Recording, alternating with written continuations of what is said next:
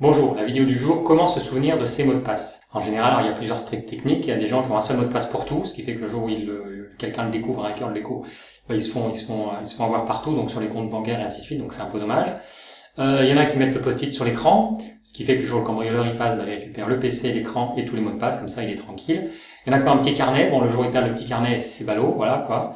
Donc c'est vraiment quelque chose, il faut essayer d'avoir une stratégie un petit peu plus maligne que tout ça. Si vous le faites pas, il y a tôt ou tard un des comptes sur lesquels vous allez vous faire prendre.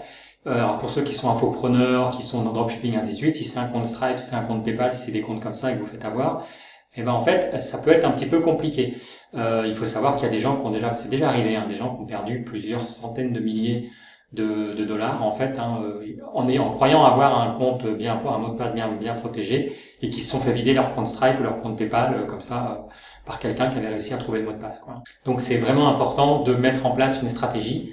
Alors, quelles sont les possibilités? Il peut y avoir une stratégie toute simple, c'est qu'en fait d'avoir un mot de passe qui soit fonction du nom de domaine, de l'URL. Vous allez me dire, il y a tellement d'URL, il y aura des mots de passe différents. Ouais, c'est un petit peu ça l'idée, et d'avoir un moyen de s'en souvenir. Par exemple, vous prenez une base commune, par exemple le mot voiture, tout simplement, et après vous allez l'adapter. Par exemple, pour gmail.com, donc gmail.com, en fait Gmail c'est 5 lettres, 2 voyelles et 3 consonnes.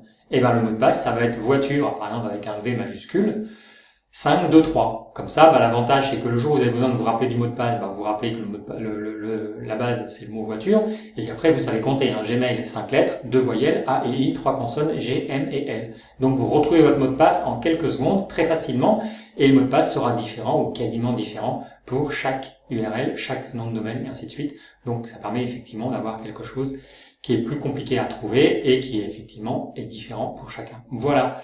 Donc, peut-être pas pour tous les sites, à vous de voir, mais en tout cas pour tout ce qui est bancaire, tout ce qui touche à l'argent, tout ce qui compte, tout touche à votre réputation. Si vous faites piquer votre compte Facebook, alors que effectivement vous avez une page Facebook, un groupe Facebook, ou votre accès YouTube ou des choses comme ça, parce que vous faites infopreneur ou dropshipping ou des commerçants ou quelque chose comme ça, c'est des comptes importants. Donc il faut vraiment anticiper et effectivement faire tout le nécessaire pour ne pas se faire avoir.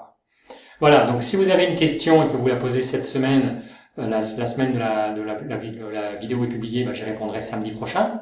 Si vous avez envie de vous protéger des hackers russes, allez-y, likez cette vidéo. Si vous avez envie de vous protéger des hackers chinois, partagez cette vidéo. Et si vous avez envie de vous protéger des hackers du monde entier, abonnez-vous à la chaîne. Merci, bonne journée. Abonnez-vous en cliquant sur le rond, et sinon il y a 2 autres vidéos ici qui vont certainement vous intéresser. Et voici aussi quelques images de l'île Maurice, là où j'habite. Bonne journée.